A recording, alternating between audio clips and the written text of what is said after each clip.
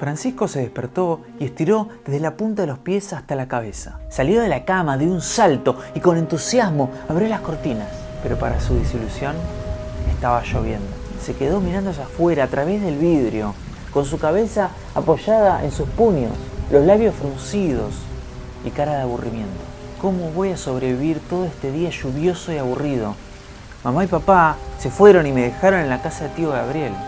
Tengo que encontrar un modo de esconderme, así el tío no me llena de preguntas ni me cuenta todas esas historias aburridas e inventadas. Quizás, si no hago ruido, él se olvide que estoy acá. Pero ¿a dónde puedo ir? De repente se acordó del altillo, o del cuartito de los misterios, como lo llamaba él, que estaba del otro lado del patio, subiendo la escalera caracol.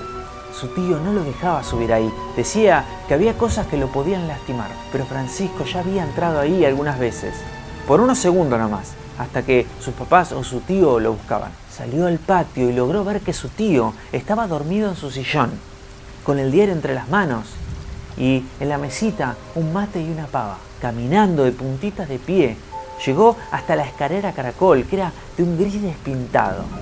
Agarró la baranda e intentando no hacer ruido, subió. Llegó a la puerta del cuartito prohibido. Tomó el picaporte largo y ondulado, como la rama de un árbol. Respiró profundo y entró. Rápido, cerró la puerta atrás de sí. Buscó la luz, tardó en encontrarla, pero no se asustó, aunque estaba bastante oscuro por la lluvia. Claro, él ya era más grande. Cuando encendió la luz, se dio cuenta que había bastantes cambios. Todo estaba mucho más ordenado que la última vez que había ido, pero había mucho más cosas, aunque la mayoría muy poco interesantes. Ropa de grandes, zapatos, cajas de clavos. Casi Francisco empezó a pensar que no había sido buena idea meterse en el cuartito. Buscó, miró, había libros, revistas viejas, papeles. Francisco se preguntó, ¿por qué su tío guardaría tantos diarios viejos? La verdad es que su tío era bastante extraño. Entre todos los montones de diarios viejos sobresalía una pila que parecía menos ordenada que el resto.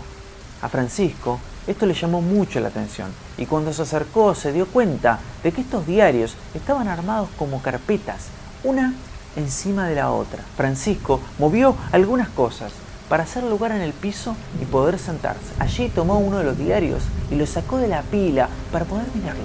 Adentro, entre las hojas, había otras hojas, pero no como las hojas de diario, hojas de árboles, hojas grandes, hojas chicas, hojas alargadas, pinchudas, triangulares.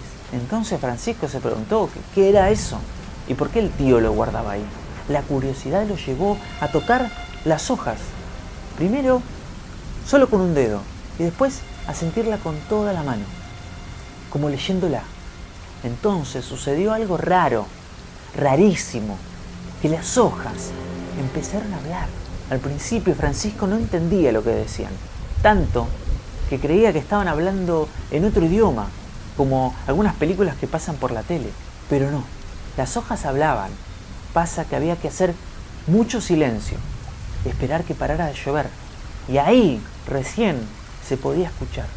Cada hoja contaba una historia distinta, la del viento, la de la noche, la del pájaro color almendra. Francisco pasaba y pasaba las hojas del diario, descubriendo historias con sus dedos, hasta que llegó una hoja que contó una historia muy especial. En realidad, más que una hoja, era una rama pequeña con hojas verdes. La rama estaba un poco rota, pero igualmente era hermosa. Francisco pasó su mano por la rama, luego por las hojas y nuevamente por la rama, hasta que comenzó a escuchar un susurro suave y lejano. Detuvo el movimiento de su mano para ver si así escuchaba mejor. Pero solo escuchó silencio. Volvió a tocar la rama, en realidad acariciarla, como si fuera un gatito chiquito y mimoso. Entonces la rama empezó a hablar bajito, aunque con voz clara y profunda, y dijo lo siguiente. Hace muchos años yo era parte de un árbol que estaba junto al río en la provincia de Córdoba. Era alta y grande, medía como 8 metros. Bueno, en realidad era el árbol el que medía 8 metros. Pero te cuento un secreto. Las ramas estamos tan unidas al árbol que somos parte de él. Mi nombre era Chañar, y cuando florecía teñía el paisaje de amarillo con mis flores. Mis frutos eran muy buscados, era hermoso, pero estaba muy solo, porque no había otros Chañares cerca. Algunas veces no me importaba estar solo, pero otras veces me hubiese gustado poder caminar y reunirme con un grupo de árboles que estaba más allá lejos. Eran como 10, más petizos, pero muy unidos. Mi amigo era el viento. Él me contaba cosas de otros lugares, me traía novedades y eso me gustaba. Mi vida era bastante monótona, excepto en el verano, cuando llegaba mucha gente que venía al río. Traían sus juegos, sus colores y sus ruidos. En esos días sentía que necesitaba menos a mi amigo el viento. Entre los que llegaron ese verano estaban mis preferidos, un chico llamado Gabriel y su madre. Gabriel tendría 9 años aproximadamente, por lo que llegué a escuchar que hablaba del colegio. Su madre era joven y muy bella y le gustaba recostarse bajo mi copa, buscando sombra que yo era capaz de dar. Me encantaba verlos jugar en esos días largos de calor. Ellos traían comida para pasar el día, pero una vez que terminaban, dejaban todo limpio. La mamá metía toda la basura en una bolsa y se la llevaba. Ellos lo pasaban lindo y yo también. Hasta que un día pasó algo que me asombró y me asustó mucho. Gabriel y su madre llegaron con su alegría y se acomodaron debajo mío. El niño jugó incansablemente con las piedras y el río y luego descansaron un rato. Ese día se quedaron un rato más que de costumbre. Ya no había más nadie en todo el río. Y ahí ellos me seguían haciendo compañía. Entonces la mamá se levantó y comenzó a juntar las toallas, un paquete de galletitas y todo lo demás. Cuando ella estaba cerca de la orilla, no sé qué pasó, se tambaleó y cayó en seco. Quedó tirada en el río con la cabeza sumergida y no se movía. Gabriel empezó a gritar y se acercó a su mamá, que no se movía nada. Y ahí me di cuenta que eso no era bueno. No podía gritar, no me podía mover. Y yo sentía un enorme cariño por Gabriel y su madre. Hice mucha fuerza. Entonces una de mis ramas se extendió a lo largo, junto a la cabeza de la madre. Sentí que mi rama era un brazo fuerte y flexible. Gabriel tomó la rama y la puso de manera tal que la cabeza de su madre pudo salir del agua. Ella hizo un sonido como recuperando el aire. Entre el niño y mi rama levantamos a su madre hasta acostarla debajo de mi copa.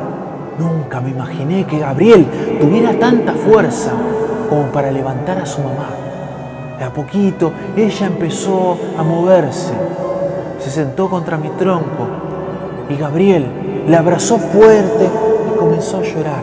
Al rato se pusieron de pie y empezaron a caminar despacito para volver a su casa. Y ahí me di cuenta que una de las alpargatas de Gabriel estaba rota y tenía enganchada en su suela una de mis ramas. Y también de esa manera me fui con ellos. Fue hermoso lo que sentí esa tarde. Al terminar la historia, Francisco soltó la rama y se quedó inmóvil. De repente escuchó que el tío lo llamaba desde abajo. Francisco. Saliendo del ensueño, Francisco se dio cuenta que tenía que salir rápido del cuartito sin que el tío lo viera. Así que abrió y cerró la puerta cuidadosamente, bajó las escaleras caracol, cruzó el patio y entró en la habitación. Y cuando el tío golpeó y entró en la habitación, Francisco ya estaba sentado al borde de la cama. Estaba mojado y con la cara de haber hecho una travesura. El tío Gabriel lo miró y sin decir nada, lo invitó a desayunar y a jugar juegos de mesa. Francisco, para sorpresa de su tío, le dio un gran abrazo. Es que él ahora era su héroe. Francisco y la rama de Chañar. Albina Lucía Lara.